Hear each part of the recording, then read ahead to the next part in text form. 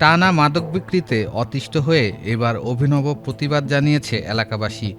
ময়মনসিংহের ভালুকায় আওলাতলী এলাকায় পারভেজ নামে এক চিহ্নিত মাদক বিক্রেতার বাড়িতে ভাঙচুর ও অগ্নিসংযোগের ঘটনা ঘটেছে। এই অত্র এলাকার যুব সমাজ একেবারে ধ্বংস হয়ে যাচ্ছে। যুবকরা ছাত্রসহ লেখাপড়া বাদ দিয়ে মাদকের দিকে আসক্ত হয়ে গেছেন। মাদক বিক্রি করতে দেয়া এখানে তারা এলাকার এরকম পরিবেশ সৃষ্টি করেছে, স্কুলের ছাত্র সহকারে এরা মাদক বিক্রির সাথে জড়িত করে ফেলেছে। এলাকার যত পোলাপান আছে সকল পোলাপানের কাছে এগুলি বিক্রি করে বাচ্চা কাচ্চাদের কাছে হাতে তুলে দেয় এবং সাপ্লাই দেওয়াতে এলাকায় একটা খারাপ পরিবেশ ধারণ করতেছে এবং এলাকার এই মোটামুটি 15-16 বছরের পোলাপান, স্কুলের পোলাপান, তাই আর যুবক আছে কিছু, তারাও উশৃঙ্খল হয়ে গেছে। তাদের জন্য রাস্তাঘাটে চলা আমাদের খুব মুশকিল। মদ খায়া, গাঞ্জা খায়া, বড়ি খায়া মাতাল হয়ে থাকে, ময় মুরব্বীরা শ্রদ্ধা করে না এবং এলাকার পরিবেশ খুব খারাপ। আজকে স্টেটমেন্টে যে পাওয়া গেছে তাদেরকেও আমরা ধরবো, দরকার পড়ে তাদেরকে এই দেশেতে উচ্ছেদ করবো।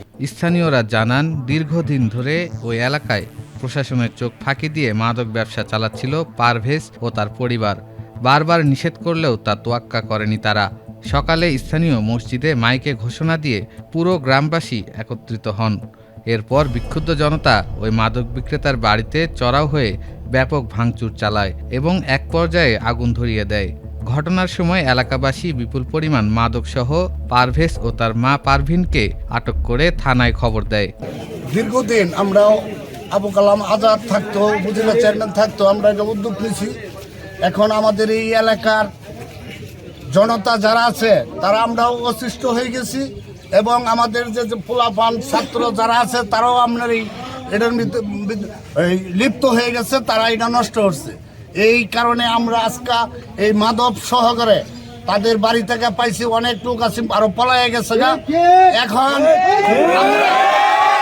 আমরা এটার প্রতিবাদ করছি এবং আমাদের যে আইন শৃঙ্খলা আছে তারাও আমাদের সাথে সহযোগিতা করবে।